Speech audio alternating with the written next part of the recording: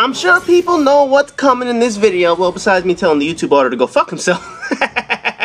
No, but for people who've been around long enough, you know how I feel about Final Fantasy 13. I've made that very clear in videos from rants on the game to question and answer sessions about Final Fantasy. Now, I can sit here for the next 15 minutes and rip this game and the whole trilogy apart once again, but I've already done that. I've said my piece about how shitty the execution of the game was and how fucking worthless the sequels were, but I'm not gonna do that. I'll only spend 14 minutes tearing it apart.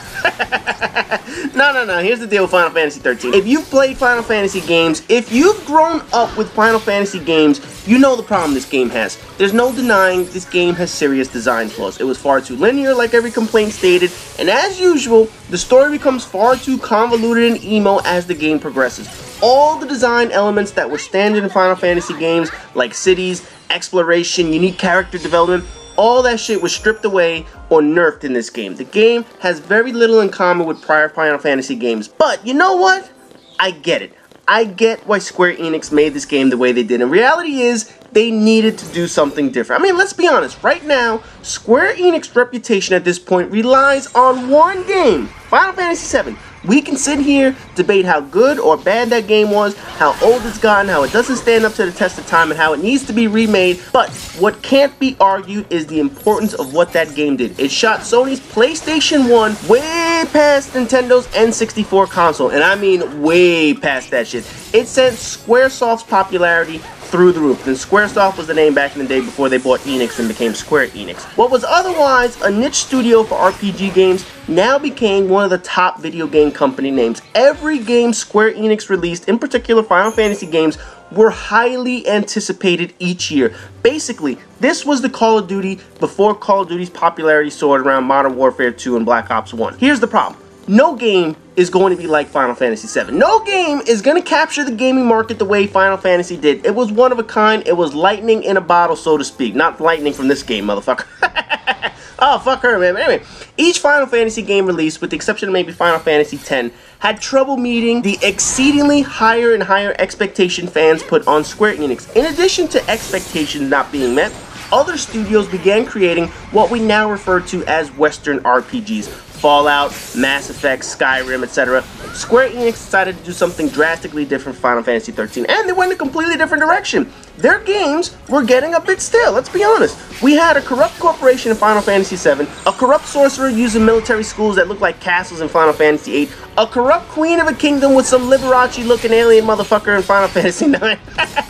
Oh, that fucking game, man. Anyway, a summoner with religious overtones in 10, an online type kingdom in Final Fantasy XI, which was an online MMO, and another kingdom game in Final Fantasy XII. What were their two critical success stories? A corrupt corporation and a religious overtone style game. Not to say that the others didn't make a shitload of money and weren't good, but Final Fantasy VII and Final Fantasy X were the two biggest hits of the group. So, for Final Fantasy 13, they tried to pull all those elements in, and Square Enix has been very open about how much they wanted to mimic both of those games. Lightning is supposed to be the female version of Cloud from Final Fantasy VII, and the religious themes for Final Fantasy X were the backdrop for Final Fantasy 13, along with the fucking linearity of Final Fantasy X.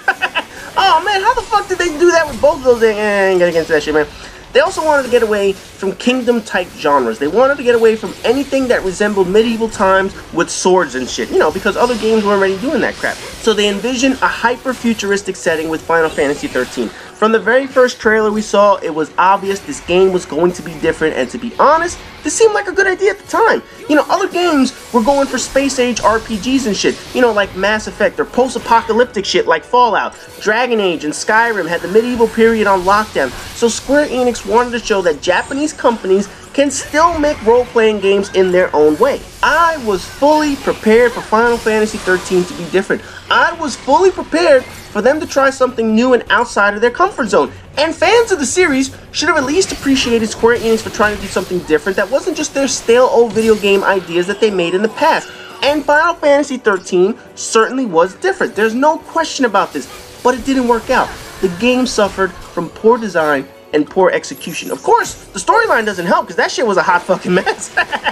But then again, most Final Fantasy storylines are a hot mess, so you know what, that's not really saying much.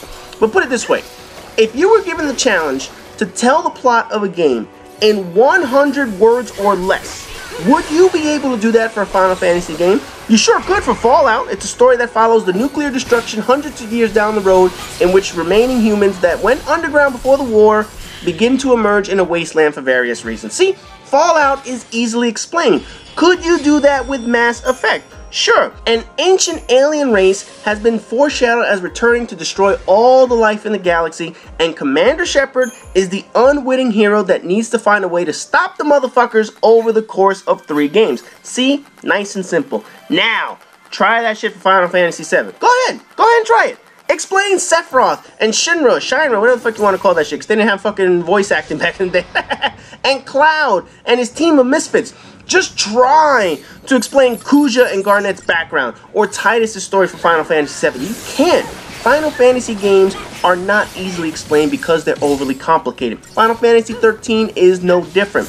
At best, this is at best, I can say that Lightning and a group of unknowing people are now tied together by blackmail in order to stop the world's gods from destroying the world they live on now. That doesn't really explain much now, does it? Fact is, Japanese RPG games come with complex storylines, where Western RPG games come with streamlined stories with plenty of info and twists in the background that you don't need to know right off the bat. It's the big difference between the two genres, and why Final Fantasy games can be a pain in the ass to understand. You know, you can forgive a bad plot or a hard to understand plot. This plot wasn't horrible. It was made overcomplicated because of the bad guy's logic that seemed to make no damn sense whatsoever. You know, you can forgive them for trying something unique with a futuristic setting. You can forgive them for a leveling up system that only gives the appearance of free choice. Because let's be honest, the whole fucking Crystarium shit was a goddamn predetermined way of ranking up. It's not like there was much choice in how you ranked up. It's just a matter of which upgrade did you want at the time. It's not like I had much of a choice in what I wanted. If I wanted to rank up my Ravager, unless there was a branching line off the Crystarium section, I was stuck with the next power up no matter what. If I wanted to rank up the Saboteur, I was stuck with the next power no matter what. But there are 3 things I can't forgive about this game. First is obviously the linearity. Square Enix knows they fucked this up, and they openly admit that. The first 80% of their game is completely linear. The last 10% of the game is also linear. So all you have is this one section for missions, and they were all bunched up in the same area. And then, when the game is over, you can go back and face some of the hardest monsters in the game. Either way, the story was linear as shit. The game was linear as shit. You were basically told, just keep heading straight. That's how you beat this game. Just keep fucking walking. But at the very least, Square Enix knows they fucked that part up. They have no problem admitting, yes, they absolutely fucked that part of the game up. Now, the second thing I can't forgive is the annoying character breakdown each character has. Seriously, not every character needs to have an emotional breakdown in the game. We get it. They're stressed. But it's like Square Enix had to make up for the shitty plot and thinly veiled reason why we care about these characters by giving them a moment when they all give up. Of course, that's explained each time by saying that they're summoned or the Eidolon, whatever the fuck you want to call this shit. It comes to challenge them at their lowest point in life. But it gets pretty stale and annoying after a while when all 6 characters have to go through with that. Oh, Snow is sad he can't save Sarah. Here comes Shiva to fight him. Oh, Hope has given up because the little mama's boy pissed his fucking pants now that mommy's dead. So Alexander has come to kick his ass. Vanilla's upset because she's an annoying twat that belongs in anime instead of Final Fantasy. Here comes Hecaton Chair to cunt pun her ass. Fang is butthurt for the simple reason they need to have her feel butthurt to have Bahamut pop out of her asshole. Yeah, basically for butthurt. That's the only reason that motherfucker showed up. Only Saz's issue was the only legitimate breakdown you can possibly have in the game. He just finds out that that annoying ginger is the reason his son is crystallized and he might never see him again. So you can understand why he's pissed. Although if I were him, I would have just shot annoying ass and get it over with.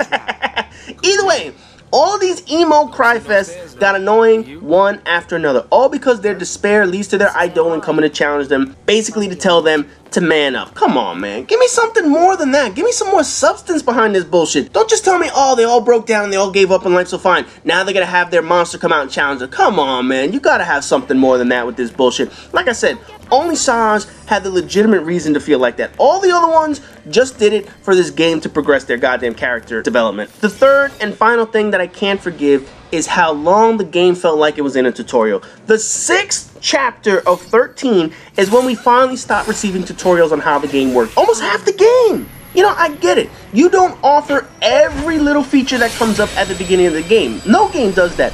But the main features of the game were held back for 5 full chapters. I can understand adding elements later in the game and having to explain them. Cool, that's all part of video games and whatnot. But most of the shit is side missions or late in a game ability. This shit was the direct gameplay that was affected. It took 6 chapters to get all the abilities to fight and progress through the game. That's fucking absurd. Again, that's a game design issue and something Square Enix could have done better. Now, I'm sure people will wonder why I didn't mention the 2 sequels as part of these things that I couldn't forgive, but I have to be fair. The sequels were not known to the gamers until much later. I can't go back and retroactively yell at a game for something that wasn't thought of at the time this game was completed. Oh, I'm gonna bitch about the sequels. The bitching will commence next video, but after I finished playing Final Fantasy 13, Final Fantasy 13-2 wasn't even a thought. It wasn't even hinted in the game. So there's no reason to add my anger towards the sequels to this video. This was strictly based on what happened in Final Fantasy 13 and the fact that the game ended and players thought this was the end of the franchise. This was going to be the only game we were supposed to get, until of course we find out that we get 2 fucking sequels later.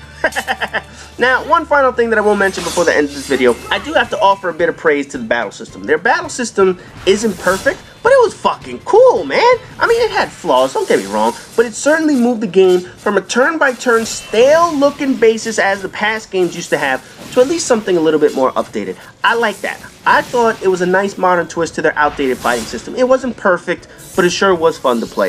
It sure added some strategy to the game and how you wanted to attack the other team and what your team would look like in doing so.